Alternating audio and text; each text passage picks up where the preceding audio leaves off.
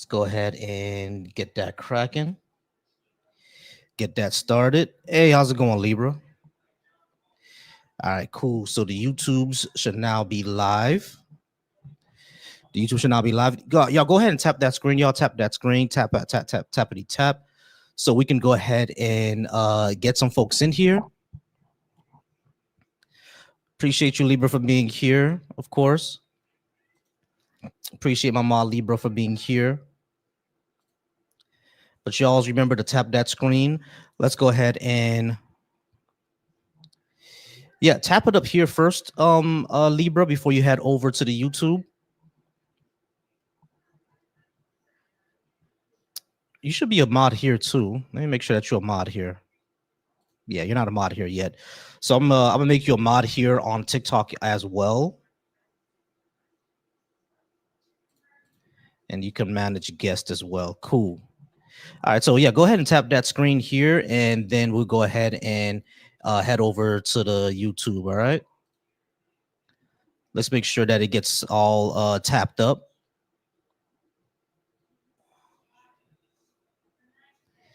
All right, y'all, tap that screen, tap that screen. Y'all see the topic on the board.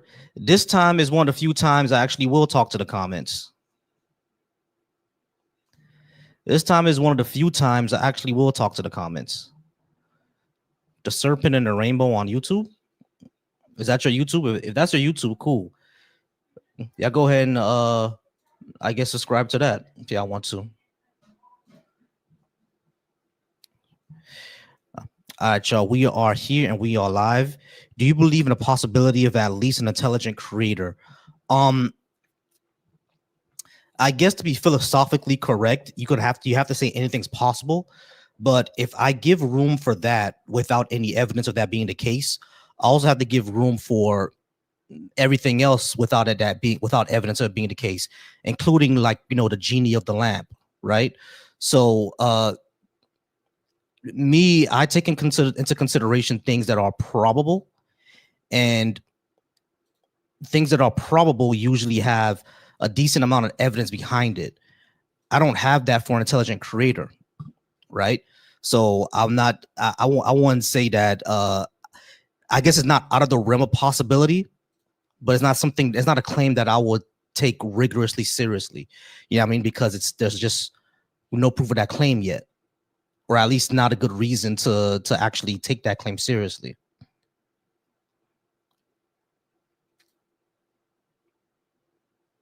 What up over on the YouTube? I see y'all there, and I appreciate y'all being there over on the YouTube. Oh, wow, I already got a lot of people over on the YouTube. Hey, dope. I appreciate that, y'all. I appreciate y'all for being over on the YouTube. Love to discuss in a few minutes. Yeah, you go ahead and come up and discuss. Tap that screen, y'all. I should get the phone lines open too, shouldn't I? I'm gonna do that in a little bit. I'm gonna get the phone lines open in a little bit. But for now, go ahead and tap that screen. All right, we already got someone who's insulting me in the YouTube without actually, oh wait, I don't have the call in. All right, I'm gonna put on the call line just for the person who's calling me a clown over on the YouTube, and you can actually go ahead and call in and call me a clown to my face. All right, so for the person over on the Black Atheist Coalition, hey, what's up, YouTube? What's up? What's good, Resist? I see y'all there. Over on the Deconstruction Junction, I see y'all there as well. All right, so person over on my YouTube, over on the Black Atheist Coalition, go ahead and call in. Yeah, anybody can call in now. I'm not gonna call in now. This one's more of an ask me anything. I'm not doing any really serious the debates tonight. It won't be anything serious. If you have any questions, I'll answer them. We'll have a friendly conversation. Because I don't mind talking to anybody. Quinn said that they'll request up in a few minutes. I'm just gonna go ahead and wait for Quinn. We'll go ahead and wait for Quinn. They said they'll request him in a few minutes. Pan-African is a framework of liberation for African people. What it means is that I believe in what Pan-Africanism is basically that I believe in the political, economic, and social liberation of people of African descent. So it's basically a framework. It's a framework for people of African descent, sub-Saharan African descent, in particular, for us to basically a framework for self-determination, for us to determine our own political goals, our own economic goals, our own social and our own social goals, basically our own to decide the future for ourselves without the imposition or without the influence of Western powers. No, it doesn't mean segregation, because what segregation means is like a legal separation. Basically, you cannot be here if one category of people are over here. I don't believe in that. I believe that we should be able to determine for ourselves our own political, social, and economic goals. That's what it is. It's not, white people are not allowed in Nigeria or something like that. That would be kind of stupid. All right. I have someone on the stage. Jaden, how's it going, Jaden? Hey, what's up, man? How's your day going? I'm all right. So I'm a leftist, atheist, and a Pan-African. What did you want to talk about? I wanted to talk about leftism. Yeah, sure. What you want to know? Yeah, so by leftist, would you classify yourself as like a socialist or communist?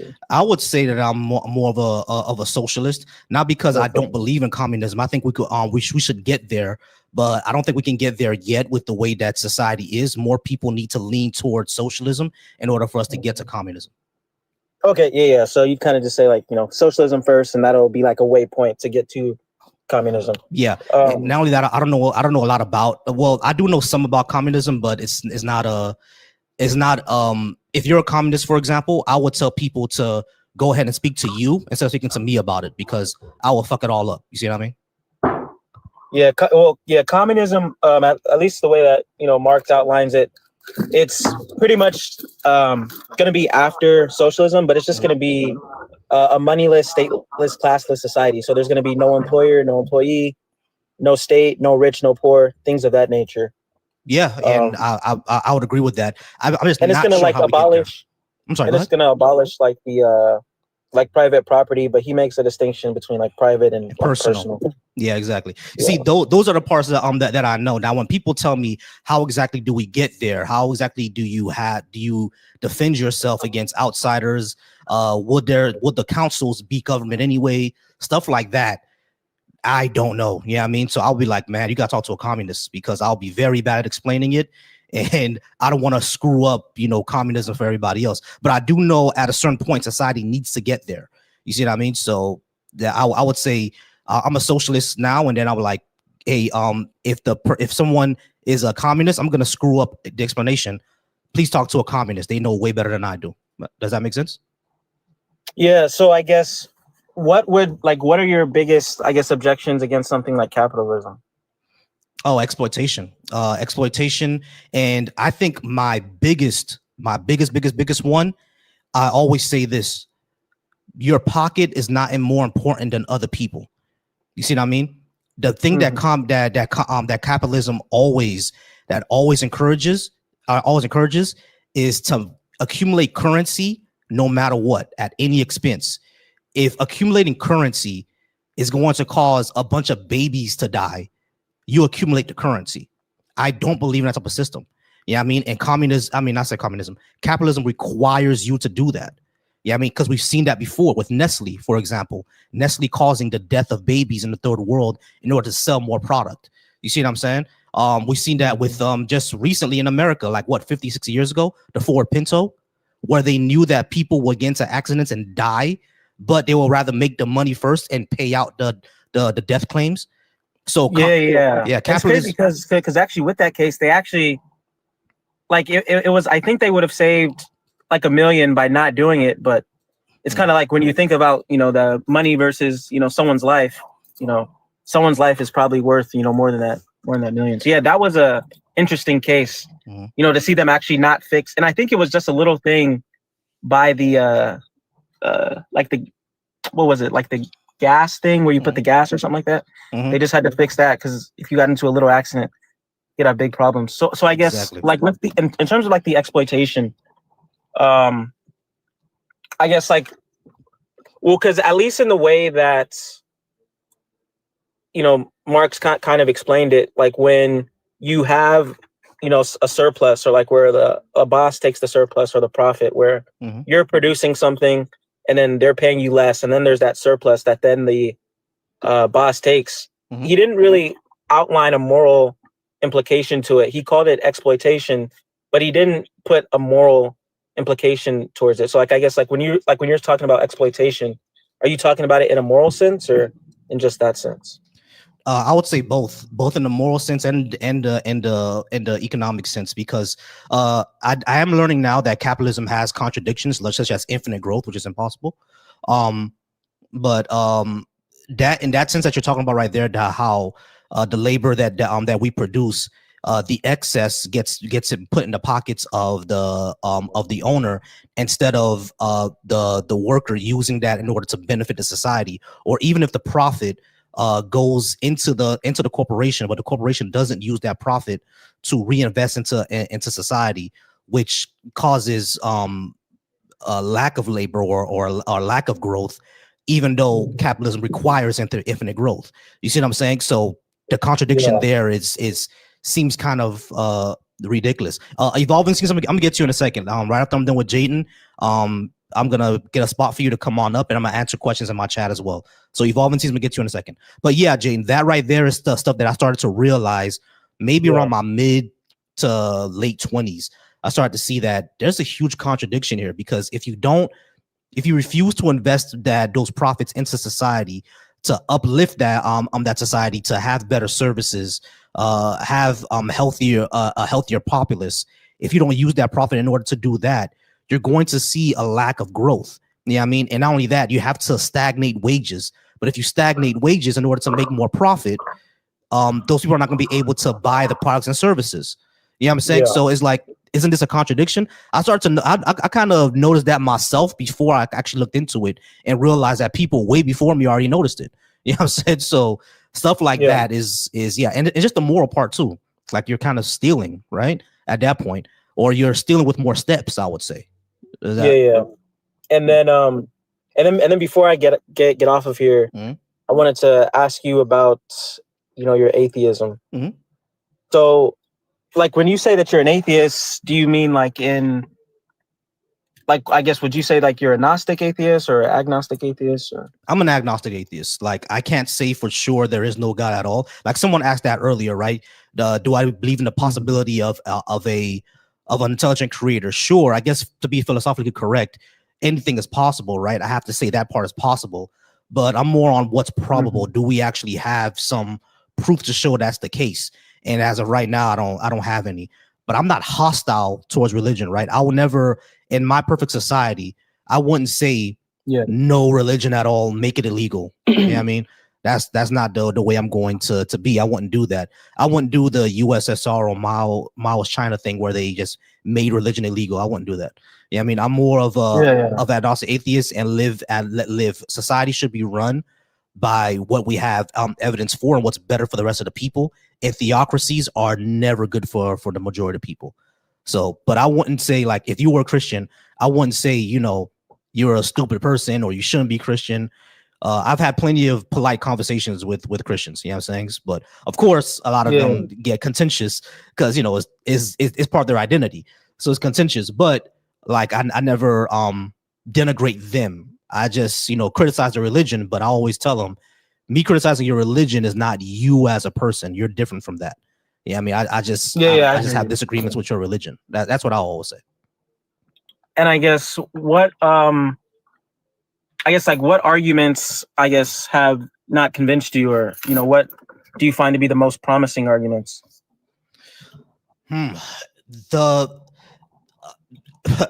Crazy enough, probably one of the most compelling arguments is one that I would say that is something that I typically don't accept, because if I have to, and that's personal testimony, because people experience things, right? So that's why I always say I don't doubt what you experience. I'm just doubting what you attribute it to. Yeah, I mean, because like if I have to take your personal testimony of one religion, I have to take the personal testimony of all the others, and you all can't be right. Yeah, I mean, but certainly you all can be wrong. Yeah, I mean, so it's like, yeah, okay, I understand, and yeah, sure, you experienced something. Now, what are you attributing that experience to? What actually was it? Was it the God you believe in, or the spirits you believe in, or were we delusional, or something else that we cannot explain? Yeah, sure, it can be the spiritual world, but we need to pin that down. How do we actually show the spiritual world exists? Like, what do we use? What methods do we use? And if they're saying that we can't use any physical method because we can't determine this physically, then what do we do at that point? Because you're experiencing something physically, but you tell me that you can't prove it physically. What are we doing at that point? Yeah, I mean, there's no reason to believe it. We have to find a way to show this to be the case, because you're saying that it's or not you personally. I'm just saying that's how they argue. Yeah. Like they're saying that it's interacting with the physical world, but now we can't prove it physically. How do we go from there? Yeah, I'm saying. So that's why I was like, okay, at that point, I hear you on the like on people's experiences. It's like, okay, well, let's say it's a Christian. Well, it's like, well, what do you say to the Muslim who also says they have this experience? And it's like, could this be explained on a naturalist account where you don't have to invoke like the supernatural? But in terms of like even like proof and evidence, like would you say that you would accept like philosophical arguments, or do you stick more to like empirical things, like stuff you can like observe and things like that? I stick more to empirical, and I've always said, like, philosophical arguments, they don't get us anywhere, because at the end of the day, we have to verify it somehow, some way, right? Like even if you concede every single philosophical argument, how exactly do you verify it now? Yeah, I mean, so it's like, for example, like when it came to like physicists, right? Physicists always postulated that atoms existed. They postulated that since Aristotle, but it was never verified until I think maybe Einstein, or maybe a bit before that, bit after that, atoms were actually proven to exist, right? Even though it was postulated for thousands of years, at a certain point you have to verify it, and the only way you verify it is through either its effects, like what they did with gravitational waves and black holes and stuff like that, or you verify it through actual observation, like they did with atoms and electrons and stuff like that. Yeah, I mean, so when it comes to the spiritual world, how do we verify that? When it comes to certain God's claims, how do we verify that? What do we use? God is a philosophical concept in the first place, right? Go ahead, Jaden. So I guess first, kind of like critique the empiricism. So like, I guess like, would you hold that, science is going to be the best way or the only way for us to discover truth? Would you hold to one of those positions? Right now, it's the best way. We don't have any other process to show what's true and what's false or not. Right now, the scientific process is the best way. So the reason I guess I would disagree with that view is because like when we say it's the best view, like there's a lot of things that science is going to presuppose, so it's not going to be foundational. So some of the things it's going to presuppose is like induction, that induction is true. It's going to presuppose that the external world exists. It's going to presuppose that we can trust our sense data. It's going to presuppose the law of causality. And science, before we can even get, to start doing the science, we have to presuppose all of these other things. So science can't be this foundational thing that we go to because it's presupposing these things. And then also, like when we say something like, science is going to be the best way for us to uncover truth, the problem with that is that in and of itself, that's not going to be a scientific claim. That's going to be a philosophical claim. So it's going to take us, looking at the realms of logic, mathematics, ethics, science, looking at all these disciplines. So it seems a little self-defeating to say that, science would be the best way for us to know these things. I mean, all the presuppositions that you're saying are things that are just brick walls in our reality. There's no way to interact with reality without using our sense data. Like there's no other way. Yeah, I mean, so it's a brick wall. We have to use that. Yeah, I mean, same thing with what's the other thing that you said? You said our sense data is what leads to everything else that you said. Induction, the laws of logic, all that good stuff. We have to use it. But it's like science isn't the type of thing that can, prove those things. So it's like for science to be the best, it's almost hard for it to be the best, because in order for us to even do science, it has to presuppose all these other foundational things that aren't scientific. But but the thing is, what I'm talking about is that we have no other choice, because how do you interact with the world without your senses? Yeah, and that's the point, right? So we would have to, you know, make arguments for us to, you know, accept that that those things exist, right? Arguments against solipsism, which is going to be philosophical rather than scientific. Right. No, I get that, right? But at the end of the day, it's not just our sense data. It's basically like, because empiricism is not just I see something and therefore it's true, right? It's basically the amalgamation of all of the data that we can take. And yeah, all of that data is based on our sense data, but we have no other option. You know what I'm saying? So it's like, for one good example that I've heard of this is that if a person has never seen color, right? Never seen color, and you point towards like a red car, and everybody passing by describes it as red. Yes, that's red. Yes, that's red. Yes, that's red. Then you know that, okay, there's a phenomenon happening here that we experience that's called red. But if one person says red, one person says blue, you get 100,000 different answers. Then there's something going on with that phenomena, isn't there? Like, maybe this phenomena that we call color is not as solid as we think.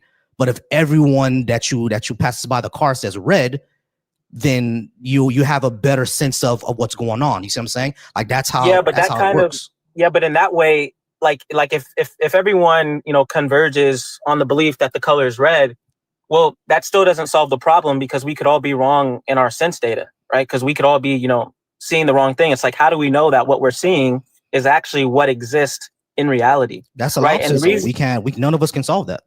Yeah, exactly. So, but that's why I would say that, you know, hard empiricism, or the belief that, you know, finding things out through observation or things like that is going to be the best or the only way to know truth.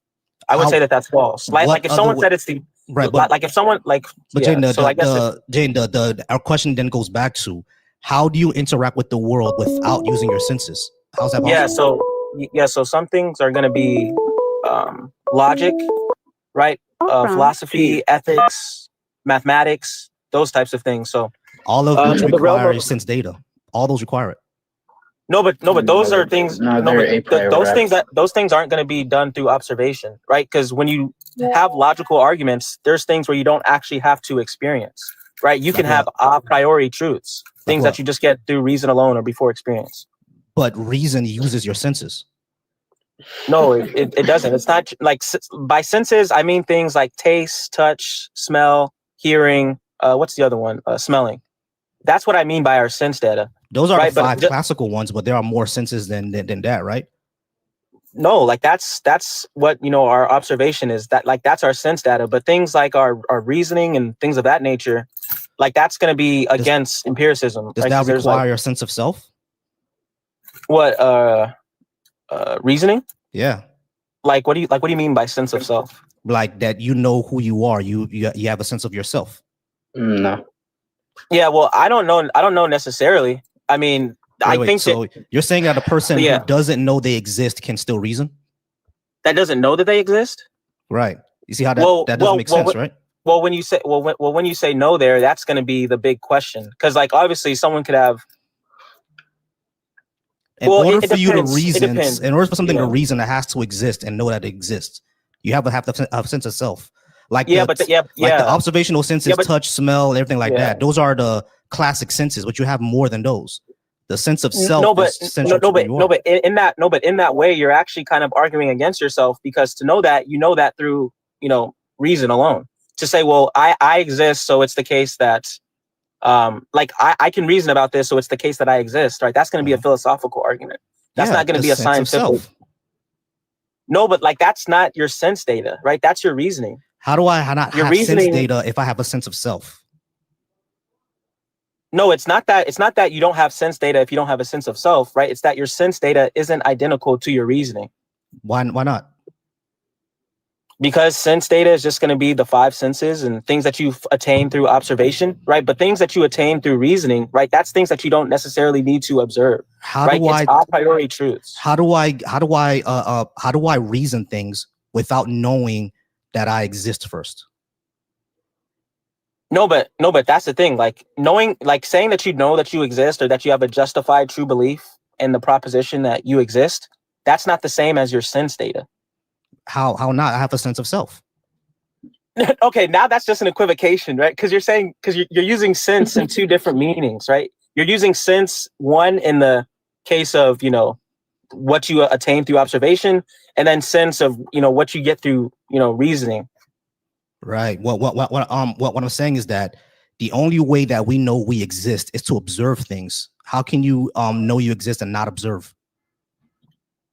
No, That's but our only I don't, option.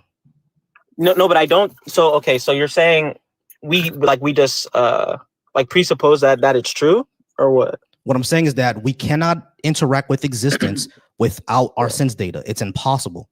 No, I'm not saying that we should get rid of sense data, right? I also believe in sense data as well. What I'm critiquing is the view that we can only know something through our sense data, or that it's the best way for us to know things. That is the best way for us to know things. Even us reasoning is going to use it.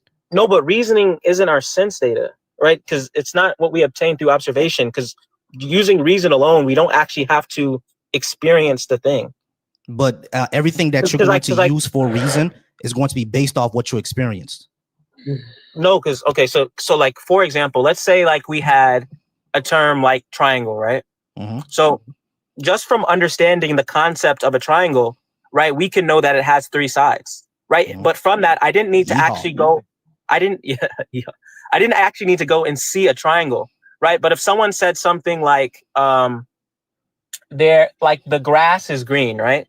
The grass is green, right? That's something like just from knowing the concept of grass, I'm not going to actually know that the grass is green unless I go out and actually go and look at it, right? So that's going to be something that's going to require observation, right? That's going to require the five senses. Mm-hmm. But things that can just be like analytically true, or that can be known through reason alone, right? That's not going to require my sense data. Like what? I just gave you an example. Just from knowing the concept of a triangle, I'm able to understand that it's three-sided, just in virtue of the type of thing it is, or what it is to be a triangle. So or like a bachelor, right? Just from knowing the concept of a bachelor, mm-hmm. right? I know that it's an unmarried man, but I don't actually have to go like meet or experience a married bachelor.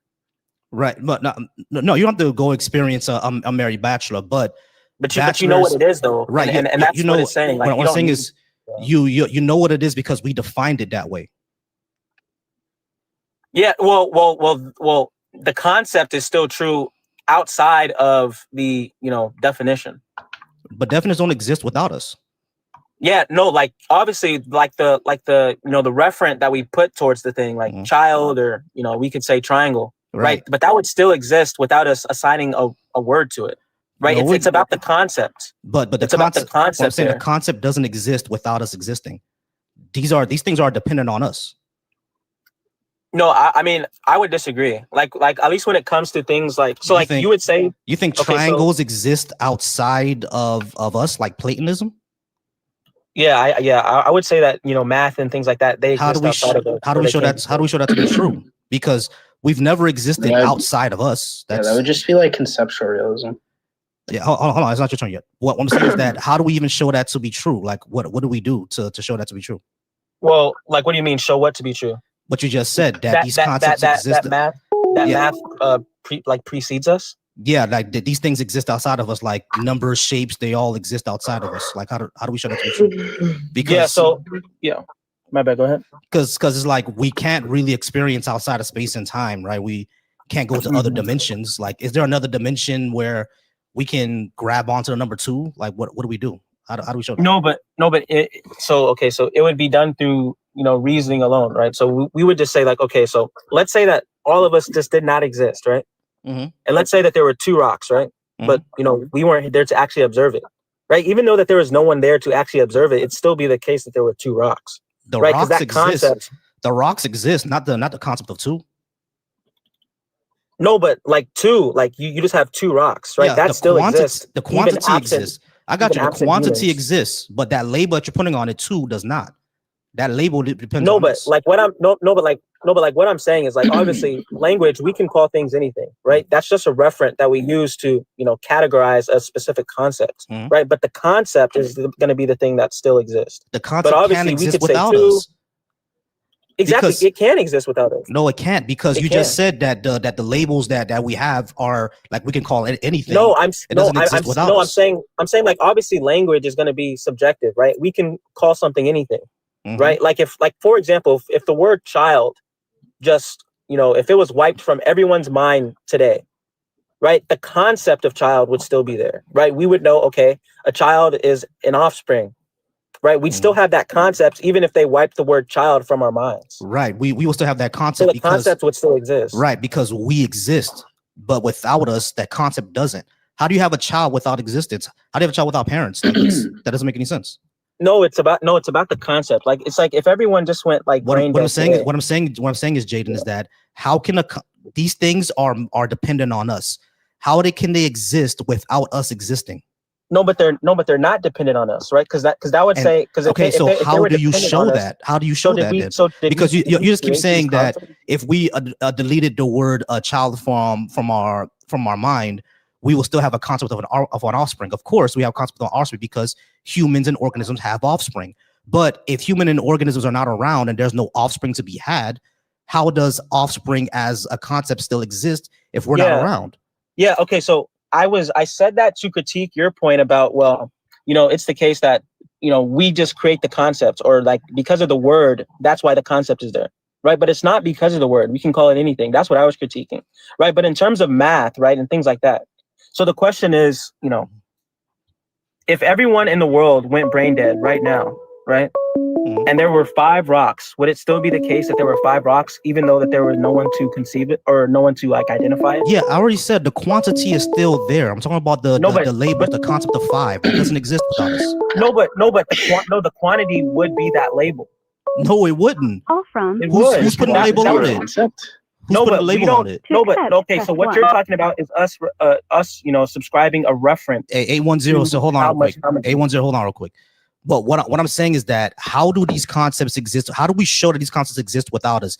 Just because there are objects that, of course, like obviously there were objects around before humans existed, right? There were dinosaurs around before humans existed, and dinosaurs laid 5, 6, 7 eggs before we could even say 5, 6, 7. 6, 7. That's crazy. But yeah, I know. Before we can even say that, right? But what I'm saying is that if there's no one to actually conceptualize 7, how does 7 exist without no one around to conceptualize it? No, the concepts would still exist, right? But obviously the referent or 7. But you're simply saying that it does. How do we show that it does? How do we show the concept exists without something conceptualizing the concept? How do we show that? What? Well, what do you mean without us concept? Like without someone there to say, oh, that's 7? We don't need someone there to say that's 7 for that to still be the case that it's 7. Right, because if the quantity is there, it's just going to be what it is. Yeah, the quantity is there, but things like 6, 7, 10, 14.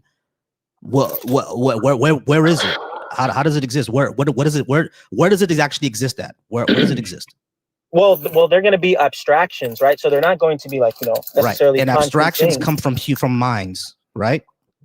Yeah. They do come from minds. Right. So if there's no minds around, how does it exist? Yeah, well, then that's how you actually get to a theistic type of argument, right? So when it comes to, so you're saying that the quantity, right, is still going to exist, correct? Right. So the quantity is a concept. Hold on. So what I'm trying to get is to like, because we get into the meat and bones, right? Without these abstracts have to exist with a mind around, and you're simply saying that it is the fact that mind is around, but you actually haven't shown that the fact. You have actually shown that to be the case. How do we actually verify that now? How do we show that to be the case? No, but okay. So the first question is, okay, if humans were not there, would it be the case that quantity would still be there? Quantity will still be there. Okay, so that's simply the concept. No, it's not. Quantities and concepts are the same thing. No, but that quantity, like let's say you have 2 things, right? You have a quantity of 2, right? Yeah, the quantity is there, but not 2. Yeah, 2 doesn't exist without us, bro. No, but like that would still be what it is, right? We just wouldn't be there to actually subscribe the number 2 to it, but it would still where be does 2 exists? The concept would be there. How would a concept be there if we're not there? There's no mind around to make the abstract. No, okay. So I think we're kind of speaking past each other here, right? Right. So you're agreeing that I'm agreeing with you that the quantity is still there. I'm agreeing with you that the quantity is still there. When I'm talking about the concept of numbers and everything like that is not. And you're saying that it is just because the quantity is there, but that's not true. Quantities and concepts are not the same thing. Okay, so what's like is a concept? No, but what do you take what do you take a quantity to be? Like if I say, okay, there's a quantity of 2 there. Mm-hmm. What do you take that to mean? I understand exactly what you're saying, right? The quantity is there. It's still 2, right? I get that. What I'm talking about is the actual abstraction of still 2? What makes the fact that we're saying that is still 2. That's what I'm saying. It depends on us. No, but okay, so like you said before humans existed, you said that there were still 5, 6. You talked about dinosaurs. So no, there were still things around. There were still things before we existed. So there can still be quantities absent human minds to subscribe a number to it. It can still be a quantity of things, of course, but without us, that doesn't exist. Humans. It can exist without humans. Like what you're talking about is us just putting a name to it. Things exist without humans. The abstractions that we make for like math and numbers and everything, those don't exist without humans. Because once humans come into the picture, then we put the labels onto them. But before us, there's no mind around to do it. Okay, well, that's kind of going to beg the question, right? Because then that's where the God argument would come in. That God would kind of be the grounder of all these things, and it would kind of exist. Right. There. So now, how do we verify this God exists now? Just because things exist doesn't mean a God exists. Yeah. So I would give another argument, right? So that's what I'm saying, bro. Like, because we've been at this for the past like 15 minutes, arguments don't get us anywhere. How do we actually verify this? No, but they do. No, because like when you say this, like we've already went over empiricism, right? And we talked about why empiricism is not going to work, right? Strict empiricism. Okay, but what I'm saying is that number one is the case. If someone says, we should believe in strict empiricism, right? That's not going to be an empiric claim, right? So it's going to require knowledge outside of empiricism or what can be obtained through observation, right? It's going to be a philosophical claim. But you can't gain knowledge without. How do you gain knowledge without any type of any evidence? How do you gain knowledge? But even to make the claim, you can't gain knowledge without empiricism, right? That's not an empirical claim. That's a philosophical claim. So it's self-defeating, right? Because you're like, to make that claim, you're making a philosophical claim, which is outside of empiricism. I'm not even sure what you're saying there. Okay, I'll summarize it, right? So he's no, it's not your turn. No, because you're saying because you're saying how like we can't know things outside of empiricism, right? But that's not an empiric claim. How do you know things without any type of like because when it comes to strict empiricism, right? It's not just you. It's basically I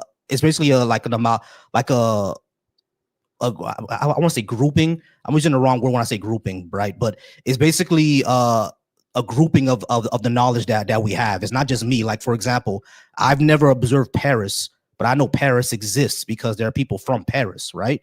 So I don't have to personally experience Paris for me to know that Paris exists. But then that's going to presuppose. But then that's you just presupposing that you can trust other people's sense data. We have no other choice, bro. No, but just saying that we have no other choice, like that's like. Okay, so it goes back to the question I had in the beginning. This is what about the question I had in the beginning. How do you interact with the universe? How do you interact with existence and reality without using senses? How do you do that? No, you obviously have to. Exactly. Right, but you don't only use your senses. That's the problem, right? But what I'm saying, you're saying that you use reasoning, but reasoning uses your senses. No, it doesn't. Right? It's not what you obtain through observation, right? Because you can reason. You don't actually have to. What do you reason without using a sense? Literally anything, right? Even like right now, right? I haven't had to actually observe anything, right? Right? All of these, abstractions, right? We have them in our mind. All these arguments, right? They're just through our minds, right? Yeah, like our mind, philosophical arguments, a sense of mind, our sense of self. These are senses. No, but that's not what you obtain through observation. How do you not obtain? How do you not obtain your sense of self without observing? No, but Like what do you mean without observing? You don't need to observe anything for you to, like you gain a sense of that's self. A philosophical argument. You gain yourself. Like to say that you have actually, this is not a sense. This is not a philosophical argument. You gain a sense of self around 3 years old through the mirror test. Yeah. Like when they put a dot on your head and you check on it, that's how you know who yourself is. Like through the mirror test. That's a different thing. No, but that's a different thing than empiricism. That's not a different thing than empiricism. You're literally looking at yourself. I said that's a different thing than empiricism. No, it's not. Like you understand that like people, we do this all the time with experiments, right? Like for people to know they have self-awareness, like when animals have self-awareness, they give them the mirror test to know that they can, and they give 3-year-olds a mirror test. That's how they know how you're developing and everything like that, through the mirror test to see, if you have self-awareness. That self-awareness is still a sense. No, but here's the problem, right? In that case, right, you're going to presuppose that you can actually trust your sense data, right? But in order to actually argue for that, you're going to need a philosophical justification. But I didn't use the philosophical justification. This is literally empirical science of self-awareness. But like you're presupposing that it works. Like you're presupposing that it's true. It always works. What do you mean? You don't just know it through. Hold on. You're saying that we don't know. We don't know the self-awareness test through the self-awareness test. I'm lost. No, like, okay. I think that there's a bit of confusion as we're talking about, because when you're talking about sense of self, right, that's not necessarily relating to the 5 senses. Right, but I'm saying that the 5 senses are not the only senses, and that's not your only sense data. You have a sense of balance too. That's not the 5 classical senses. No, but that's not like empiricism though. Balance is very empirical.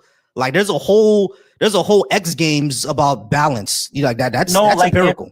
Like empirics are like just going to be talking about what you learn via observation or experience. Yeah, you experience yourself. You experience balance. That's it.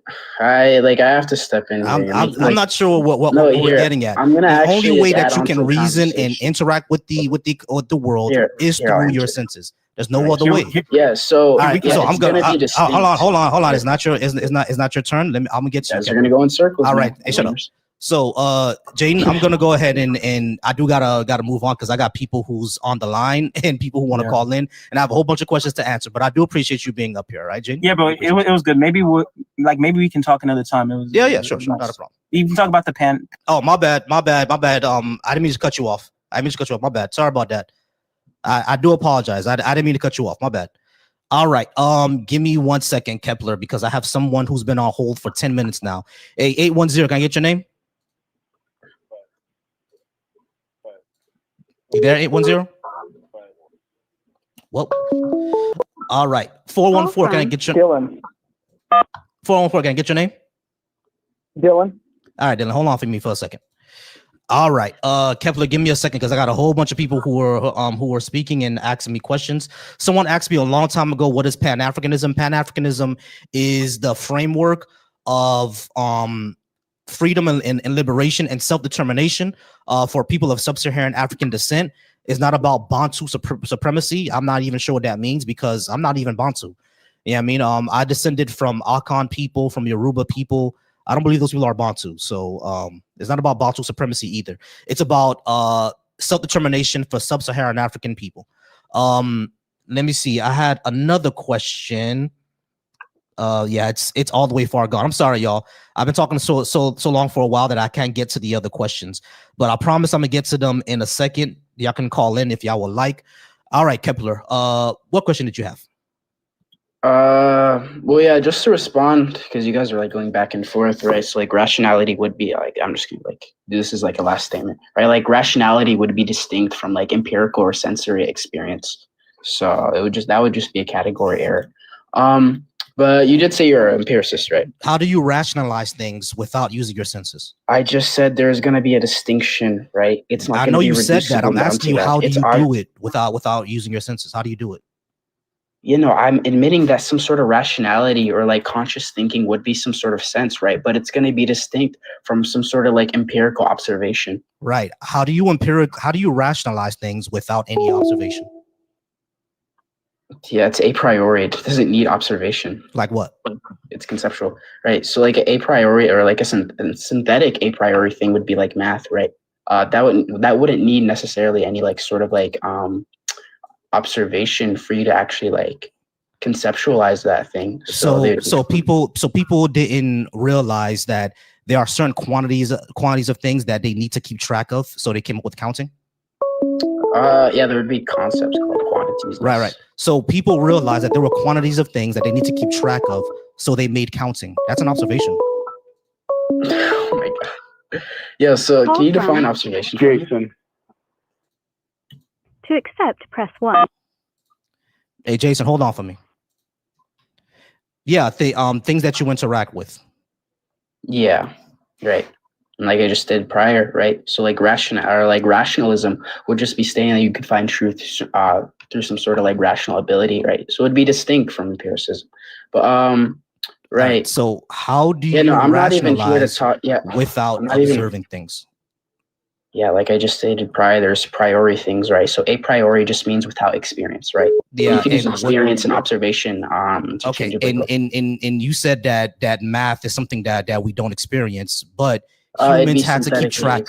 Humans had to keep track of things, so we invented math. It's going to be conceptual, right? So, are you going to be observing conceptual things? That's going to be non-reducible, and that's just going to be in like the No, you don't observe conceptual things. We make them up. What I'm saying is we make up those things, right? But you're saying that these exist before we made them up, and how do you show that to be true? I never stated that. What? I never posited that. You said a priori. We don't have to experience math in order to have math. Yeah. How do we? No, I said synthetic a priori, but yeah. What does synthetic a priori mean then?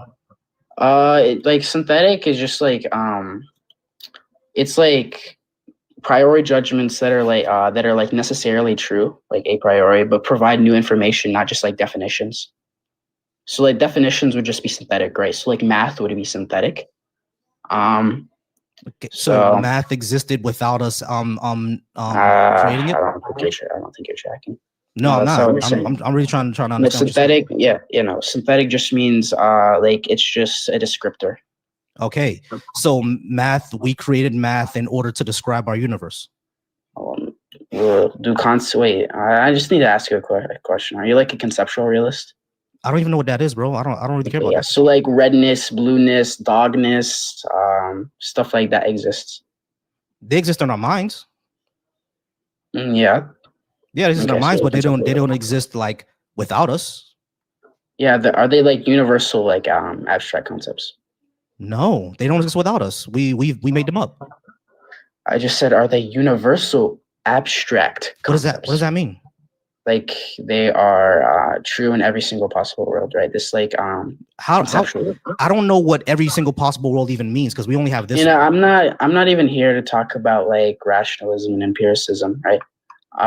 But you are like you're a strong empiricist, right? Like just for clarification. Maybe a bit, sure. Right. So like the main like thing, or like the main blunder with like empiricism, or like it's like formally called like logical positivism, right? So we should only trust things if they can be like empirically verifiable, right? But the problem is that statement empirically verifiable? And then obviously it would not, right? So like if I say that everything should that is true should be empirically verifiable, is that statement empirically verifiable? No, and it would just lead to some sort of like circularity. Yeah, sure. But we said this before. Like this is the only thing we can use our sense data. That's not responding to what I just said.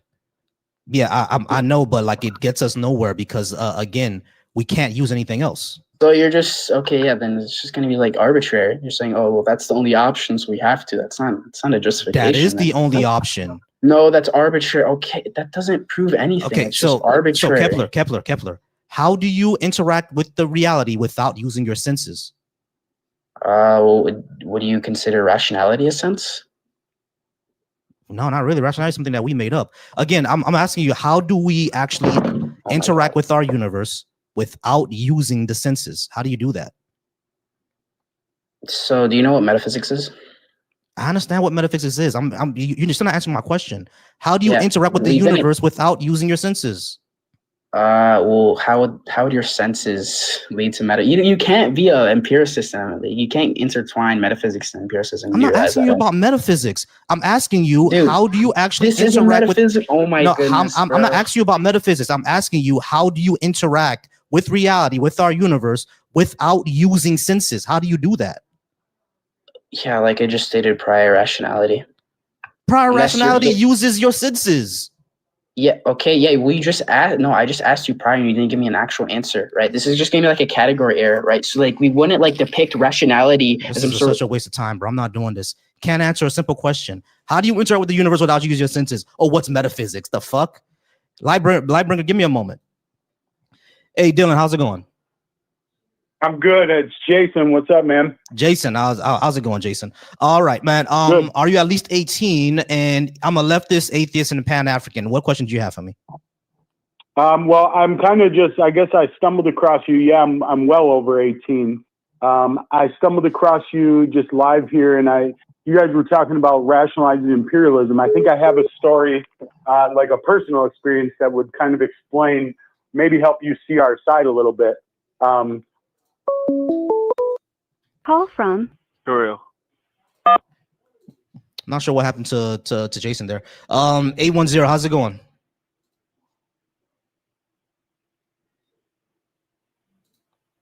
Hello? Hello? Yeah, how's it going? Hey, brother. I'm all right. Can I get your name, please? Say it again, brother. Can I get your name, please? Terrell. Terrell. How's it going, Terrell? Yes, are you at least 18? All is well, brother. All good. All right. I'm a leftist, atheist, and Pan-African. What a question did you have for me? Hey, I was listening to you talk, and I was just curious. Why are you atheist? I have no reason to believe in a God, and it's not necessary for me to live a good life. Okay, I can definitely understand and believe that. For giving a multitude information to live a good life based off, I get to the day history. You know what I mean? Mm-hmm. Probably can agree on religion from that standpoint. But I was hearing you talk about numbers not being real. What do you mean by that? Numbers not being what? Real. You kept telling the guy like the quantity is real, but the number isn't real. Yeah, no, like numbers are labels, right? That's the concept that we came up in order to like keep track of things because we just had to. It was necessary. So, but Right. without us, like the number 2 conceptually isn't anywhere. Like concepts don't exist without a mind to conceive of them, obviously. So without any minds like us around, without any abstract minds like ours around, they don't exist. When you say a concept, do you mean like would quantity be a concept? Even quantity in itself could be a concept. Yeah. Now I'm not saying that things don't exist. Things definitely exist, but like the labels that we put on them, the language that we use to describe it, those don't exist without us. Well, that's true. Yeah, that's true. But it's kind of kind of like super duper basic almost. Like that you know what I mean? Mm-hmm. I'll give you an example. Like, do you think monkeys use quantity for an importance of anything? I'm not sure. Because I'm not a biologist in that way, so I wouldn't know. I think they can count. I know that a lot of them can use sign language. I mean? Like we had to be, you know what I mean? It would just be common sense to understand pretty much anything looking to survive likely is using quantity because it almost makes no sense to not have some understanding of it. You know, if you're a monkey, you got 4 kids, and then you go back to the tree and you only got 3. Whether you call it 3 or you call it hoo-hoo, you know something is missing. Yeah. You know what I mean? You know something is missing because you're the quantity is missing. So that would mean the concept of that is real. Like you have to admit it then, because everything. I mean, that would show that the great apes like chimpanzees and gorillas and humans all share a certain way to conceptualize things, but it wouldn't show that because if you're going to say that the number 3 exists outside of our minds, then where is it? Like how do we get there, and how do we know? The number 3, I think. Yeah, I think what you're saying is language language. Language doesn't exist without us. The number 3. When you say the number 3 don't exist, that's kind of you only talking about this specific language. You're not talking about the understanding of quantity no more, right? I'm not sure what you mean by that. Like you said, the number 3 don't exist outside of our mind, right? But we know that the number 3 represents an actual tangible thing. That thing being the quantity of these. We keep using the word 3 because we know what the word 3 means, which is why we can use it and understand it. Yeah, exactly. But instead of saying, if we were ants, whether we clicked our teeth or we stumped our feet, everything that communicates with something else, I can probably prove they likely have an understanding of quantity. Like ants and stuff like that. No I mean, yeah. Sure. Like I think for any organism to survive, shout out to the TBV raid. I think for any organism to survive, they're going to need to understand things about their environment and their world, right? But ants have no concept of what we are. They have no idea what they probably perceive us as just part of the environment, right? So they have no clue what we are.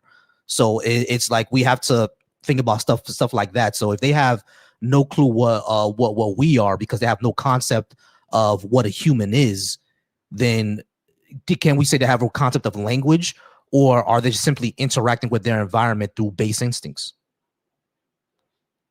So when you say that, what's the importance of it?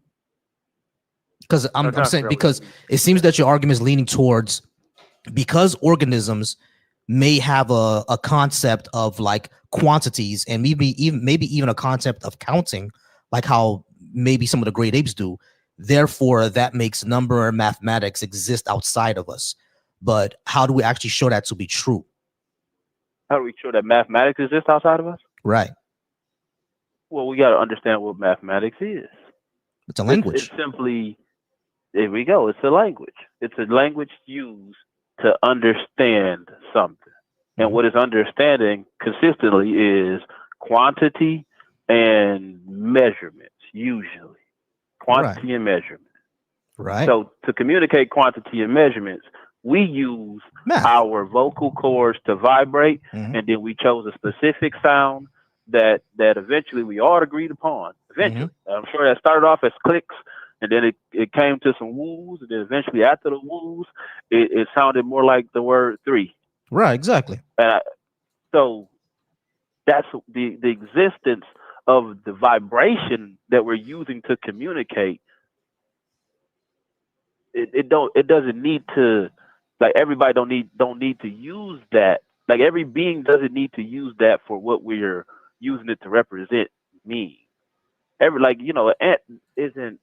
There's no way a spider can build a successful web without the understanding of, if you only build you know what I mean, without understanding.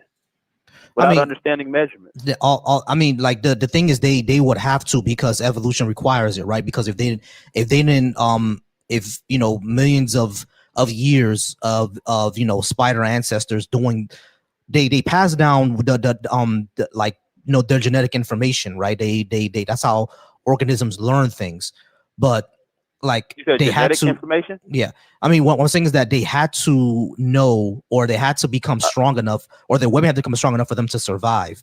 That doesn't mean that they understand mathematics. I want to cut you off. Not to cut you off. I want you to explain what you meant by that before we go too far. What do you mean genetic information?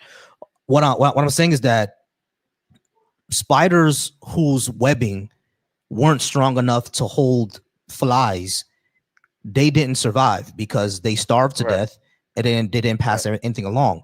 So the spiders who webbings was strong enough to hold flies, they're the ones who survived, and they're the ones who passed on that genetics to their offspring. And those stuff like that. That wasn't genetics that passed that on. Like, I don't know how to eat because I genetically know how to eat. I know how to eat because I was showed to eat. No, even that was genetic, because that came from the first multicellular organisms, like absorbing another one. That's where that came from. Like, we passed that along because genetic, maybe I'm misunderstanding what that means. If for me, and you tell me if I'm wrong, because I actually do want to know if I'm wrong. So this is what I'm talking about. For example, the example of spiders, right?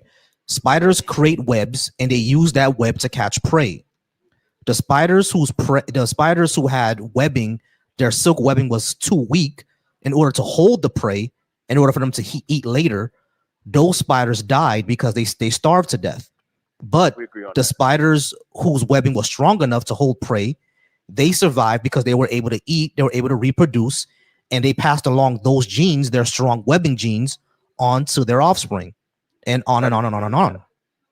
I don't think it's a genetic thing. All right, so you're saying you're saying that these spiders taught their children how to have strong webbing, and those children didn't have taught their offspring how to have strong webbing, and that strong webbing wasn't a genetic component? I want to make sure I'm clearing it up here. I'm not necessarily saying that. That would clearly that's wrong. What I'm saying is you have a spider. Boom. You got one survive, one don't. The one who survives, when he or she has a baby, now I know how spiders work. When that baby is there, and I have to now teach this baby how to survive. And even if I don't teach it, it will watch me, because we tend to imitate that who was taking care of us.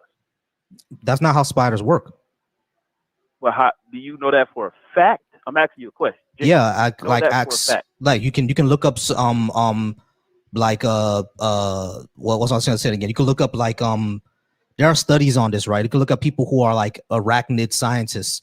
If you ever watch Animal Planet, they'll show you a lot of times spiders are burst through their mother's belly, and the mother dies, and they go on to survive on their own. It's all base instinct. Like they don't teach their offspring anything. Question. And that makes sense. So let's say that does make sense, and I'm not disagreeing with it, because if you say it out loud, it makes sense when I hear it. So I think that would once again breed a consistent thing, because right now today, do you think that there's no spiders dying because they suck at webbing today? Yeah, there could be spiders dying because they suck at webbing. So that's contradictory to what you just said, though. Right. What I'm saying. If they got here. Hold on. What I'm saying is that you understand that there are dominant genes and there are recessive genes. Those who have weak webbing just had recessive genes, and they die, so they don't pass on. They don't pass on those genes. See that whole concept in of itself makes no sense. That's genetics, bro. I understand that it is not intuitive, but that's the genetics. Like, have you ever seen a person like with I'm not sure what the common word for is now, but they have dwarfism, right? There are people who have dwarfism and whose parents are like super tall. And there are people like myself, right? My uncle was tall, my granddad was tall, my dad is short, so I'm short. You know what I mean? Right. And what's gonna happen is when I have children, because my wife, she in her part of the family, they have big genes. Like her sister is 6'2", but she's around my height. You know what I mean? So our kids are probably gonna be tall because of her side of the family. It's all just recessive and dominant genes. It's a possibility for sure. But I agree with what you're saying. What I'm saying is that whether you have tall children or not, their likelihood of survival won't be due to their tallness. It will be due to their ability to adapt to their failures. Right, exactly. Because humans are social species. Right, I understand, because we're a different type of species. We're a social species. Right now, we spend a lot of time with our offspring. Right, social species do that. So, like, that's not even just humans. That's chimpanzees. That's lions. Spiders are not like that. Spiders are not social creatures. They're solitary. I got a question. Because you said something that was contradicted. Then you just summed it up. Well, that's how spiders work. I don't believe that. So, do we disagree to disagree and keep moving forward? Yeah, we'll have to keep moving forward, because you're disagreeing with like the reality situation. Spiders are not social creatures, bro. So majority of them do not raise their young. They die. I agree.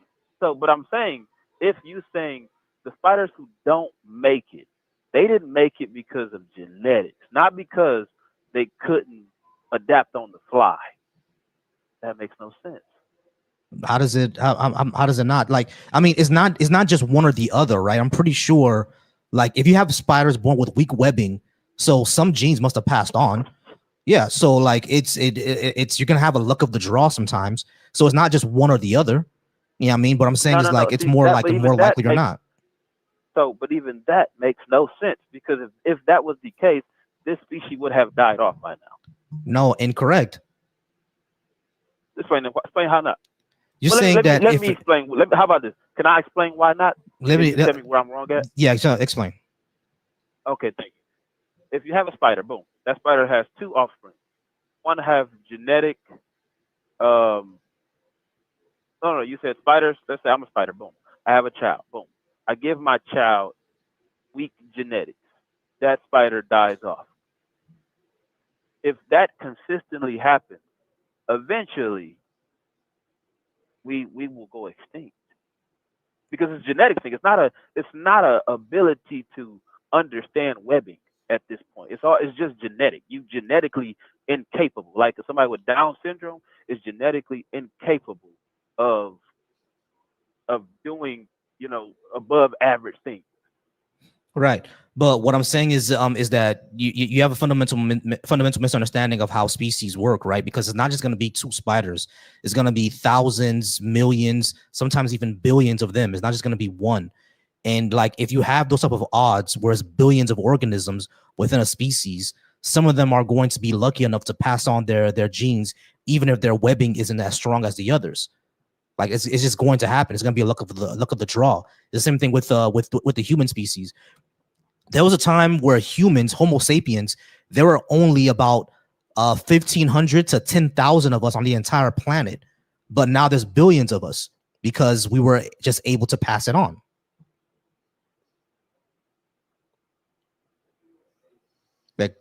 Like the 15 to like the 6 to 10,000 of us were just we figured it out. We adapted to our environment because that's just what we had to do, right? But we're a social species, but spiders are not. They survive different ways. Bears are not social either. They survive a different way. But so give me how about give me a creature? Is there any fish or mammal? Is there any other, like, is this consistent anywhere else in the universe, or did I just happen to pick the one species who is what consistent? Pass stuff on? Is what consistent? The genetic passing on of information. I don't. Every organism works that way on this planet, bro. Even plants, they all pass on their genetics, all of them. What about humans? Do humans work that way? Yeah, humans pass on our genetics. If you see a picture of my dad, you'll say that's my twin. He passes on his genes. But that's genetic. But whether you know how to eat or not, that's not genetic. Whether you know how to eat or not, whether you know how to, actually that is whether you know how to eat or not. Humans know how to eat things. Like that's something that's like you don't really have to teach someone how to eat. They know that they have to put something towards their mouth and swallow it. Anything in this world how to eat? No. Think about that.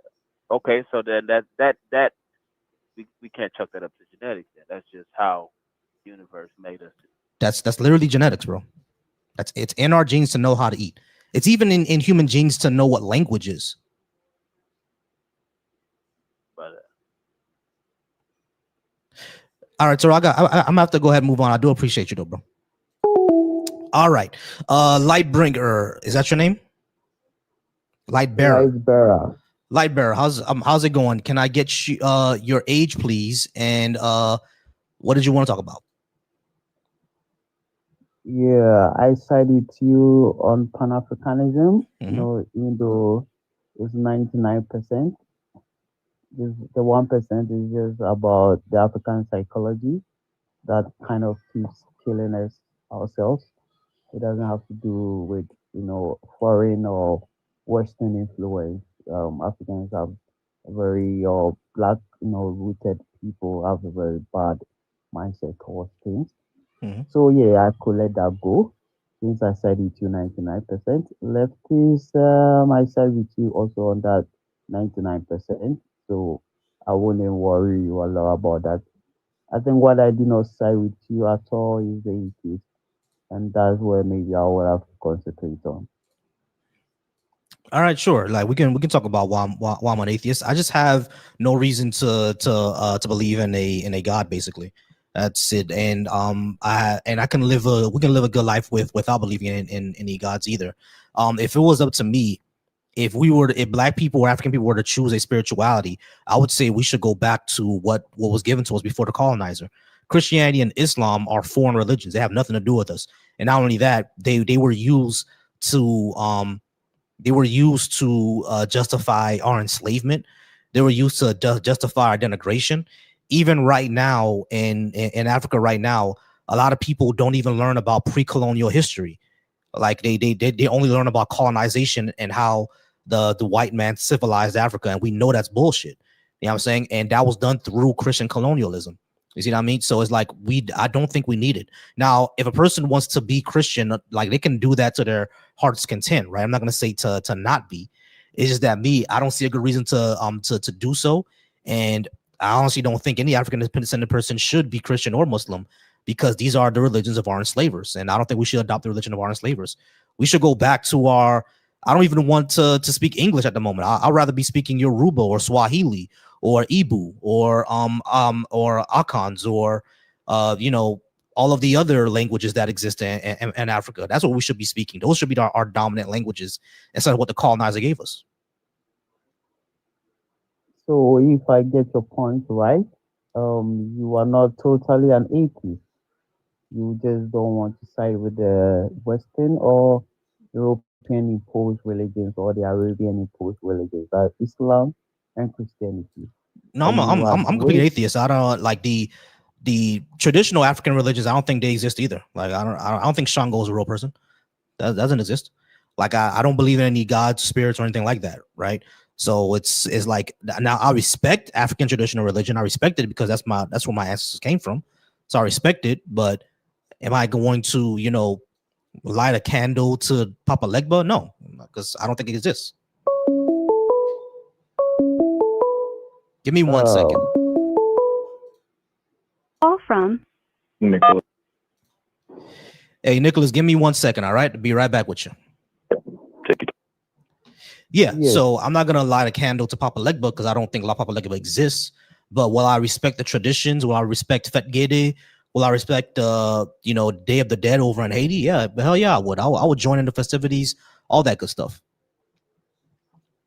Okay, so you believe Africa could have had one major or agreed language, a universal language for all Africans to agree on to speak? 100%. I think we could have developed that without influence from the colonizer. As a matter of fact, what I think is that we existed in a type of community or environment where one dominant language wasn't even needed. I watch some like African TV, right? One series that's on Netflix, I should check that out, called Bad Influencer on Netflix. On Netflix, Bad Influencer, they switch between like 6-7 different languages all at once, and everyone understands each other. You see what I'm saying? So it's like, that's how Africa was. We didn't need one dominant language to be over another. We all just understood it. Yeah, I mean, and that's how it could have been in Africa without influence from the colonizer. We all could have been speaking our language or our ethnic group's language and understand what the other ethnic group is saying and switch between those languages seamlessly without any issue. Because when I was on a Bad Influencer, they spoke Afrikaans, they spoke English, and they spoke Zulu, they spoke Khoisa, they spoke several different languages, and they seamlessly said 5 words that were all in different languages, and they all understood what they were saying. It was a seamless transition. We don't need a dominant language. That's not how the African environment worked, and that's beautiful. That's beautiful. That shows the community that's there. That's communal. And we can't easily go back to that, but we can go back to that. We just don't necessarily need a dominant language. That's in my opinion, at least. You can tell me what you think. Yes. So I just wanted to ask if you've lived in Africa or you live in Africa currently. No, I don't live there. I live in the United States. Okay, but have you been to Africa before? No. I want to go though. I want to go to me and wifey's planning to go to Ghana, and I want to go to Tanzania because I want to see the Indian Ocean. I want to see every single ocean before I pass away. That's on my my bucket list. Okay, so I'm speaking from Ghana. It's quite clear since you've never been to Africa, you really don't know how the dynamics of languages. African language is so diverse as the ethnicities that are located in Africa. African culture is also as diverse as the tribes that are located in Africa. So pre-colonial rule or pre-imperialist or pre-slavery, Africans were living in tribes, and the tribes influence the culture, and the tribes influence the language. Most people will only accept to speak another tribe's language if there were only two ways: if there was a war and one conquered the other, or there was an agreed trade. And per history or per what we know from sub-Saharan Africa, we were more used to oral speaking. We weren't really used to translating how we spoke into characters. So much of these things were in sub-Saharan Africa was done after the white man was trying to trade with us. So what I'm trying to say is that Africans don't buy into the idea of speaking another tribe's language because they feel you are infiltrating their identity. So right here in Ghana, it's a very small country, but we have thousands or hundreds of different languages that we speak. But people have just accepted to speak one dominant language, which is the local Asante P from the Asante tribe. Because they, pre-Ghana, they used to be the dominant force. They used to be more, and they influenced everything in Ghana. And per that reason, most tribes just accepted to speak the Akan language of the Ashanti tribe. So what I'm just saying that it happens across all African countries. All tribes do not want to speak another tribe's language because they feel you are not part of them. You are infiltrating their identity.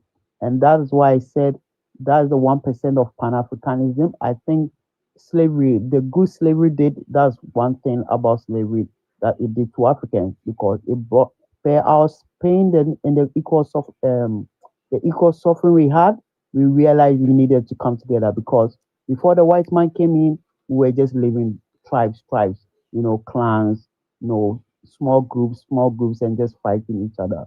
So I think that's one thing we have to give props to the European or to the enslavement, because it made Africans come together to, share an equal identity, because we didn't have that, prior to the slavery. I think that's bullshit. I think that's total bullshit, because you literally named a powerful African kingdom that existed before slavery, before colonialism, where they had a stable empire. They had trade networks. They had people living under them. They had multiple tribes living under them, and there was no huge issue. And that was Ashanti. You know what I mean? Like, Ashanti existed. The Ghana Empire existed, which is what Ghana is named after. Mali existed. Dahomey existed. The Luba states, the Great Zimbabwe's, Congo existed. All of these civilizations existed that had multiple tribes under them. And sure, there was a lingua franca between them, but you're saying that all these tribes that were living under the same kingdom had no peace between them, and they were under constant fighting. That's BS. Like, there was functional continuous societies pre-colonialism that colonialism actually interrupted.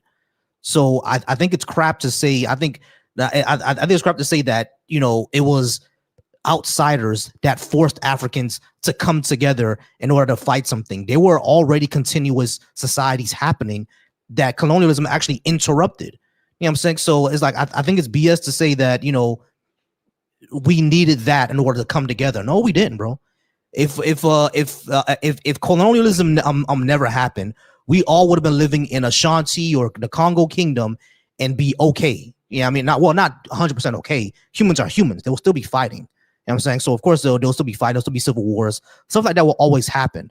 But Africa wouldn't be the unstable that it is today. Like I think that entire concept of, I'm giving up my identity in order to speak another language, I think that came in with colonialism, not before. I'm pretty sure there was some fighting between the tribes that happened before that. Of course that happened. Humans are humans. It wasn't all, good and well, all, exotic and everything like that and all perfect. And, I don't want to fantasize it.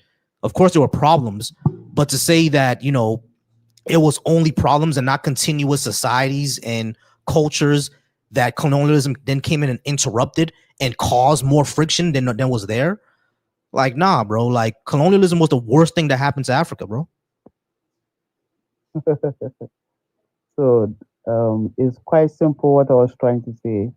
What I was trying to say is that before you can get a universal language, one has to be in the dominant side or in the dominant opposition.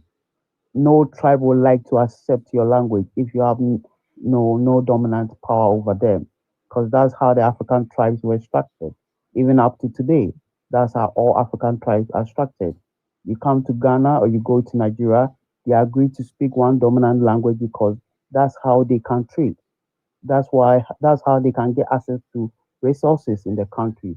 But they still don't agree that they share the same identity. The only reason Africans do accept to share the same identity is because of slavery. And I'm speaking like this because I've been living in Ghana for my whole life. And I could still sense it. All right, so Lightbearer, this is my question. This is my question, Lightbearer. Are you saying that because we have a different identity, that makes you my enemy? No, I'm not saying it because we share different identity. So okay, cool. That's what I'm saying, I'm talking in terms of language. No, hold on. I got you. I understand. I want to speak my language with my tribe, and you want to speak your language with your tribe. That doesn't necessarily make us enemies, though, right? Very well. Right. So that's what I'm saying. It doesn't necessarily make us enemies. So I think that mindset, where if I'm speaking your tribal language, I'm giving up my identity. Therefore, like, you have to be my enemy. That came with colonialism. That's what I'm saying. Because you just said you speaking another tribe's language doesn't mean you give up your identity. Yeah, I mean, and they don't necessarily have to be your enemy. So that type of friction is unnecessary. That's what I mean. I think the way that it is now, that friction that exists, that was created by colonialism. Now, I'm not saying that it was never around in Africa. Of course it was. But the way that it is now, where I have to give up my entire identity just to speak another language, it's kind of ridiculous. And you're saying the same thing. So if I get you right, I don't know how it really correlates with that what I just said. But I was just only trying to say that people only accept to speak a universal language when the language they are accepting is on the dominant side. It's literally the people or the opposition that has access to resources. I agree to speak English because that's how I'm able to communicate to masses of people across the globe. I can't speak in my local dialect because not much people, in the world speak the local dialect in Africa here.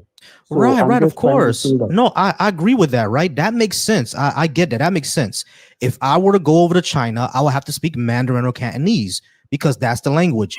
And Chinese businessmen need to speak English because that's the language of business and for around the world. Of course, I get over in Africa, there are Akan people, Igbo people, Yoruba people, and they're going to speak their languages. But for them to speak to each other, the dominant language right now is English because of colonialism. I'm saying the dominant language wasn't English. If colonialism never happened, Yoruba, Igbo, and Iwe and Akan people, they can still talk to each other, right? They'll just have to speak to an Akan person and an Akan. And they'll have to speak to a Yoruba person and Yoruba. And they would trade with each other that way. You know what I'm saying? I'm saying that a dominant language doesn't have to be the case. Or for me, if I'm a Yoruba person, for me to speak Hausa, I need to give up my whole identity. That doesn't make sense to me. That's what I'm trying to say. I understand that what you're saying, right? That's how it is in Africa right now. I'm saying that it shouldn't be. That's what I'm trying to say. I'm asking why is it that way? I think that friction is colonial. It doesn't have to be that way, because obviously these tribes were able to trade before colonialism, and they weren't constantly at war all the time. So why is it different now? That came from colonialism. That's what I'm trying to say. I understand that right now we all have to speak English because that's the language of business. That's the lingua franca of international trade. That's the lingua franca of colonialism. We all know that, right? I get that part. When I go to Haiti, I speak Haitian Creole. When I come to America, I speak English. We have to do that. I get that part. What I'm saying is that me speaking Haitian Creole, and then I have to go over to the Dominican side to speak Spanish, and then I have to go over to Jamaica and speak English again or speak patois. That doesn't mean I'm giving up my identity as a Haitian. It's just that this is what I have to do to speak to those people. And they're not necessarily my enemy, or I'm not necessarily giving up my entire identity just because I have to speak their language. That part doesn't make sense. I think that part is colonial. That's what I'm trying to say. I hope that makes sense.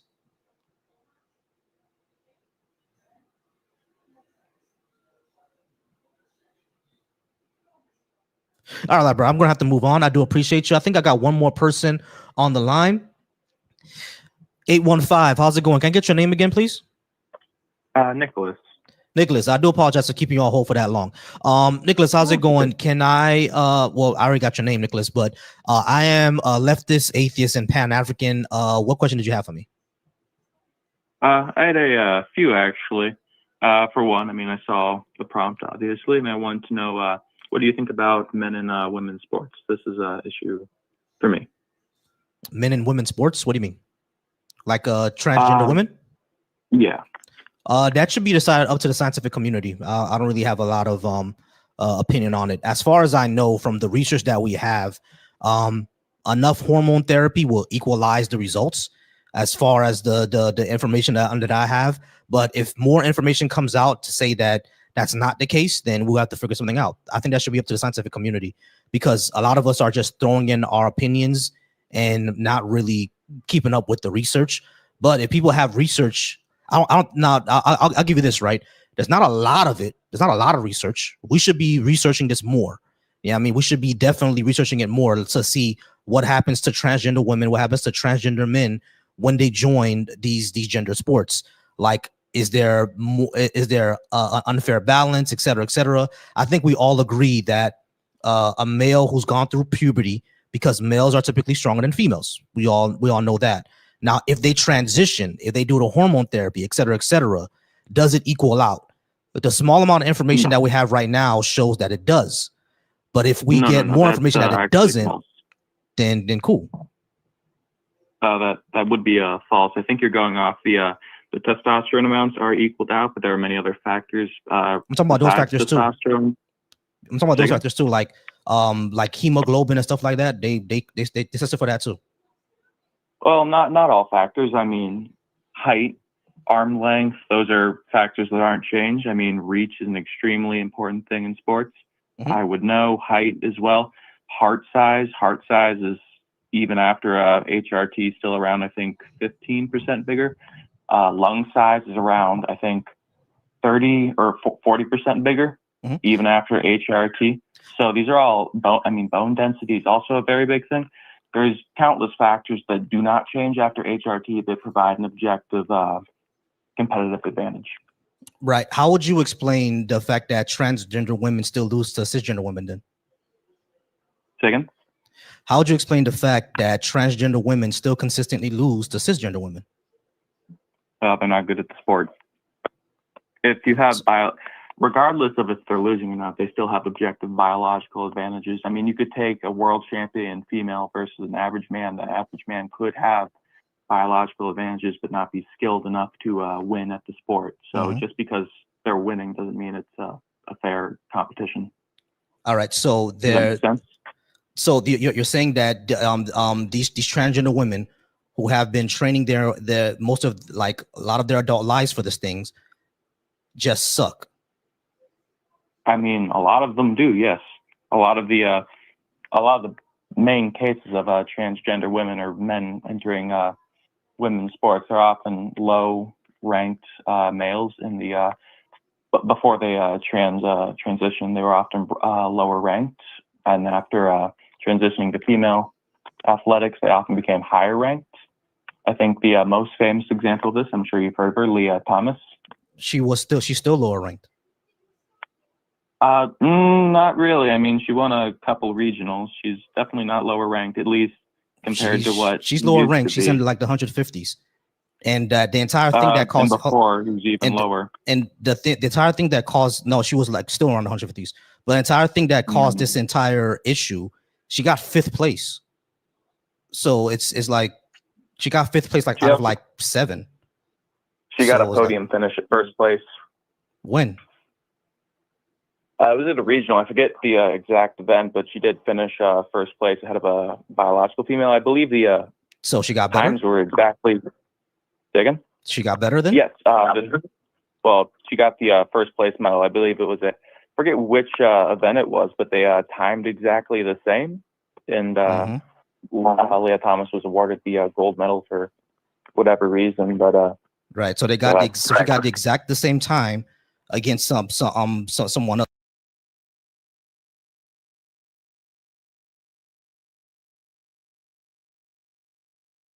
Thomas, right? She's always been mid. Like even when she was a male, she was mid. When she transitioned over to the women's side, she was mid. You know what I'm saying? So it's like you said, they just suck at the sport, right? But what I'm saying is that from the as far as what I've seen from the small information that we have, a lot of these things equal out. They're not like 100. Now it's small information, right? Like there is information that what you have on your side where the competitive advantage is still there, and there's studies that the competitive advantage is not there. So that means that we should be studying this more, correct? Not exactly. I mean, the studies I'm referring to a broader range of studies. You're referring to a specific study which references things like muscle size, testosterone, hemoglobin. No, I was referencing a broader size too. Let me pull it up. Well, I mean, I know what you're referencing. HRT usually equals out a fair bit of competitive advantages, but definitely not all. And the reason I believe, and I think you should too, it should be banned is one day, if it isn't banned, there's going to be a male that doesn't suck at the sport, that does have those objective advantages such as height, reach, bone density. I think it's kind of ridiculous to say that every single transgender woman were simply males who suck at the sport. That's kind of ridiculous. Well, considering there's only been like about 12 of them, it's rather reasonable. There's only been around. Yes, I think the amount was like 0.00, either 0.002 or 0.0002. There's only like there's not a lot. There's not a lot transgender athletes, so right. There's not a lot. Fair statement to say they just suck. I don't think that's a fair statement to say because you're saying that like because. How much are there? Are there hundreds of trans athletes or like only a handful, like 5 or 6? There's only a handful, and they all were both, or not both. All of them were ranked quite low in male and female sports, so they just flat out. Hold on, what evidence do we have of that? Where's to say that? Because a lot of these, up each individual case, there's not many of them. What I'm saying is that, hold on, it's not. You're saying there's only 12 trans athletes on the entire planet. That doesn't make any sense. And no, not on the entire planet. Right, exactly. So there's no way that there's going to be a transgender woman who's never been part of the sport. Like they're going to be part of the sport, right? I'm talking about like entered into the sport being trans. That's what I'm saying. Well, I'm talking about competitive sports like NCAA. I'm talking about competitive sports. What I'm saying is that you're saying that these people were over on the male side, they sucked, then they transition over to the female side. But that's not really how being transgender works. What do you mean that's not how being transgender? I'm not quite sure what you mean there. What I'm saying is that no, that's not objective. What I'm saying is that you understand that being trans is something that's internal, right? It starts like way earlier than puberty. Like they don't just become transgender at 14-year-old because they got kicked off the soccer team or some shit. Like that doesn't happen. Yeah, that's kind of a weird thing to say. I mean, if you thought that out a little bit, I'm sure you'd realize why. Because I mean, being transgender or gay or whatever is kind of a sexual thing. To say that children have sexual preferences before puberty is being transgender is not a sexual preference. Yeah, kind of is. I mean, it is not. Being transgender being transgender is not a sexual thing. It's a gender identity. Gender and sex are two different things. No, they're quite the same. The definition. No, they're not. Years ago has been the exact same for thousands of years. No, it hasn't. Medical studies, even 100 years ago, referenced them as the exact same. But I know hundreds of years ago they referenced exact things, but we do know that words. Hold on, wait. Hold on, let me finish. Sex and gender are not the same thing, and we know they're not. And we know that gender is a social category because of how it operates in our society. Gender changes in our society. Even ancient people had a completely different concept of gender than what we have today. Well, in that case, I'll provide the famous question: what is a woman? If gender is changing, I want you to define what is a woman? What is a man? A woman is an adult. A woman is an adult human female, or anyone whose gender identity aligns with what we assign to female. So a woman, which is a gender, an adult human female, a female is a sex, which means gender and sex. You cut off half my definition. All right, continue. I already said it. Adult human female, or any person, or any adult person whose personal sense of self aligns with what we assign to female. What we socially assign to female. That's an illogical definition, because just because you think it doesn't mean you are it. Hopefully you realize that. I mean, but you understand that you understand aligning with doesn't mean they are female. I understand the first part of your definition. Hold on. Listen, they understand that they're not female. They understand that they're male. We all get that. What we're talking about is gender identity, which is something that's internal. It happens in your mind, and we have evidence for that too. There's a neurochemical basis for it. We know gender identity happens in your mind. It's not something that they just decide to do. Just like being gay, it's not something that they just decide. I know you personally don't think that, but that's what the neuroscience says. It's not something that they just personally decide to do. I'm open to believe, anything, but I mean, back to the core of the debate, I don't think it's fair to have biological advantages in sports. I think it should be an equal level playing field. We all have biological advantages in sports. I have LeBron James is not objective. LeBron James has an objective biological advantage over me because he's 6'8" and I'm 5'4". Should I never play basketball? I mean, are you asking me that personally? No, but I mean, if you were good at it, I'm still gonna play basketball. I'm actually pretty good at it, but I'm never gonna beat LeBron James. He has a biological advantage over me. Well, I mean, in some sports, though, if we're taking averages, or even the best of the best, we're talking about competitive sports. So we're not, I mean, no offense to you, 5'4", but I'm never going to join the NBA. The best of the best. Yeah. Say again? I'm never going to join the NBA. Yeah, we're talking competitive sports. I mean, we're taking the best of the best, which, I mean, once again, no offense to you, they're not going to be 5'4". And if those taller men, unless they're were to transition to, say, the WNBA, since these are the top of the top, they are almost all certainly, or at least on average, going to be taller, longer, stronger, or I'm not even going to say stronger, but have a much, much larger lung capacity, better oxygen. Oh my God, I can't talk. Oxygenation. There's multiple biological advantages that aren't leveled out, and there are some that are, but I said, exactly. So we need to many. So I don't think it's fair to have women compete against that. So that's what I'm saying. That's what I'm saying. That we need to actually research this more. That's why I said I don't really have a big opinion on it. We have to research it more. Research that we have, such as height, wingspan not being changed, heart size being 15% larger. So with lung capacity being around 40% larger, do you think that's fair? But I don't know. That's the thing. Because that can happen. No, 40% larger lungs. Hold on. Calm down for a second. heart and lung capacity are not the only thing that goes into competitive sports, right? Of course not. They are right. So yeah, big factor. I get that. But even in between women, that changes. Even in between cisgender women, that changes very highly. Depending, correct? Not really. I mean, generally it's close, relatively the same. And once again, exactly. you're using the example of a particular. Not exactly. There was a woman who's I think she was an African woman who had it was back in the Olympics probably 2 years ago, where they didn't want her to be in the in the Olympics anymore because she had a huge advantage over the rest. All right. I mean, you're taking very rare individual cases. Mm-hmm. I'm talking generally.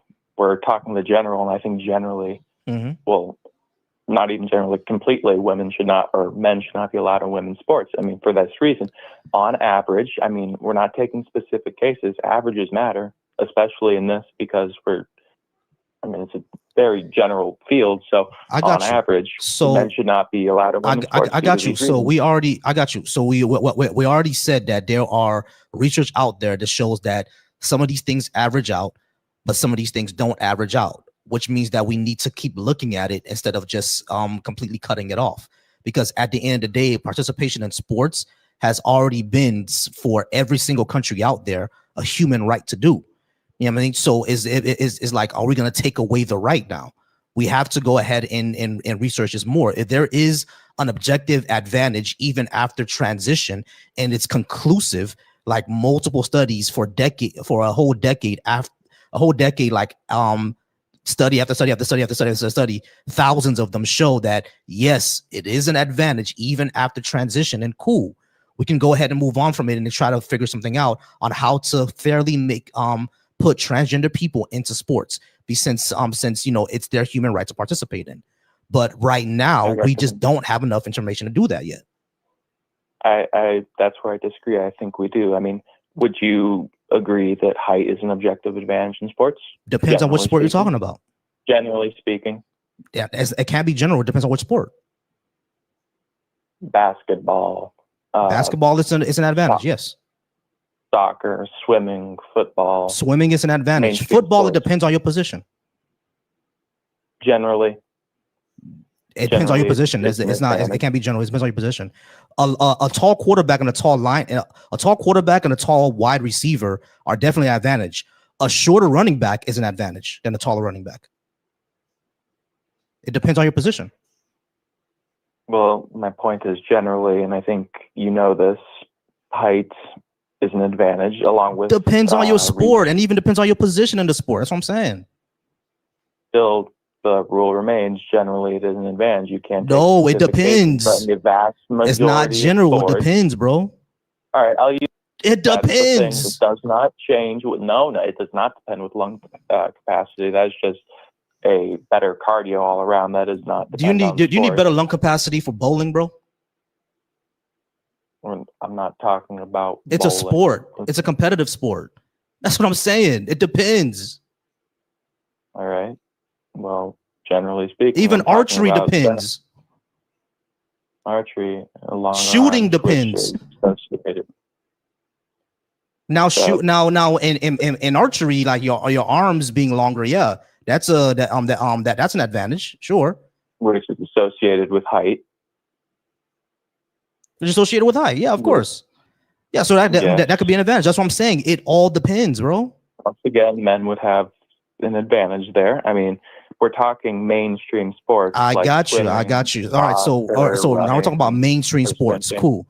Mainstream sports. All right, cool. That's kind of the debate in general. Mainstream sports. I mean, no one's really going to care about some sport that only has 200, 300 actual competitors in it. We're talking football, basketball, sports that I hate to say, but really are the only ones that matter. So, I mean, men have an objective advantage. I think so, but I think that's just personal opinion, so we can put that aside. But men do have an objective advantage in these sports, like lung capacity. I don't deny that. I don't deny that males have an advantage.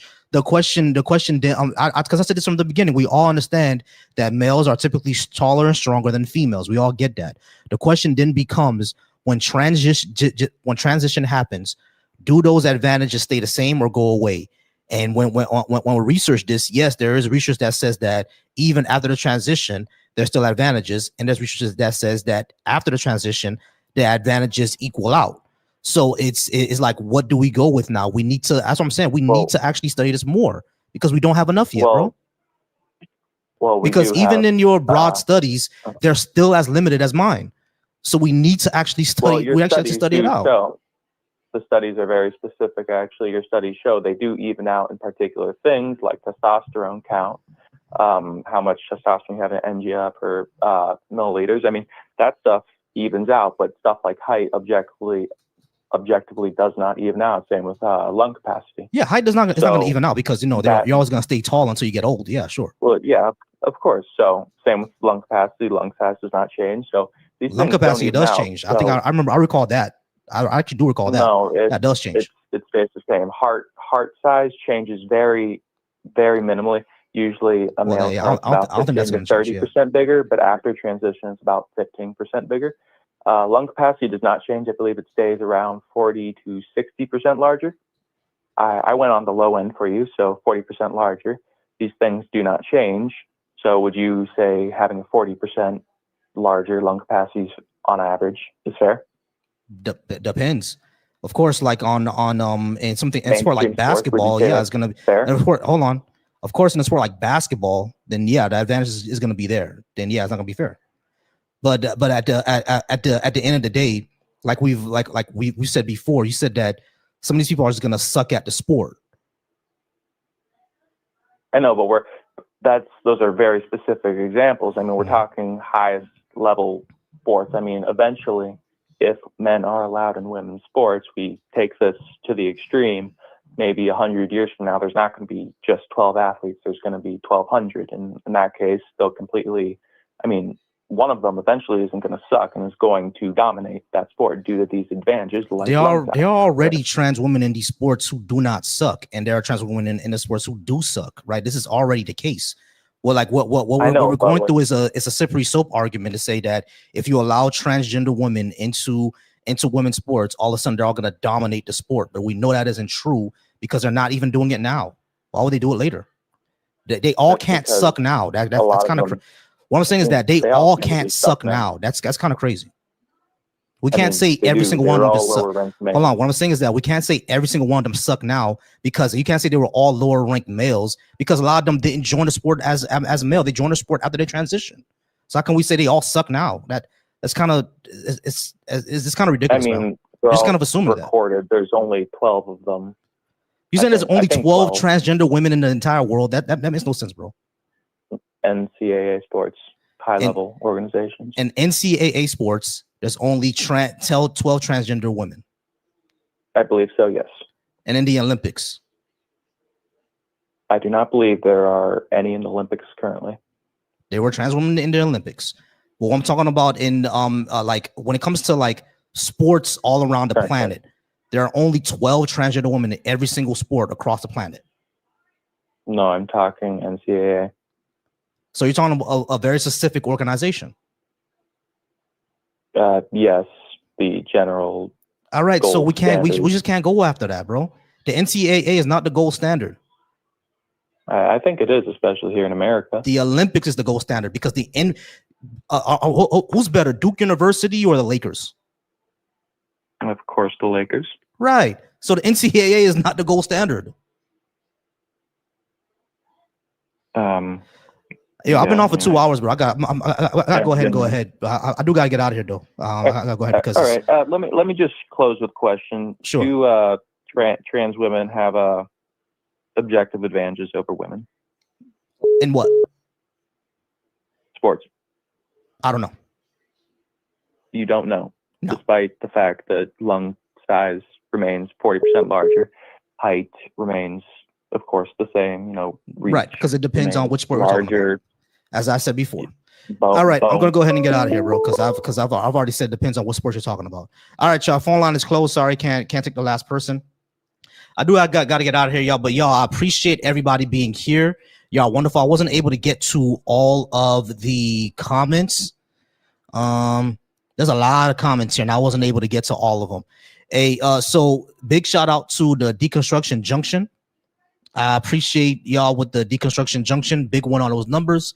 Appreciate y'all over on Volcy Thoughts as well. Appreciate those numbers. And appreciate y'all over on the Black Atheist Coalition. I appreciate those numbers as well. Shout out to Resist for the super chat. Send me the super chat for Papa Legba candle. that is hilarious. Just for the Papa Legba candle. I appreciate the super chat. But I am gonna go ahead and get out of here, y'all. I do appreciate y'all. I do love y'all. Remember, y'all, every man should be soft. That's secure, affectionate, wise, flexible, and thoughtful. Every man should be soft. I appreciate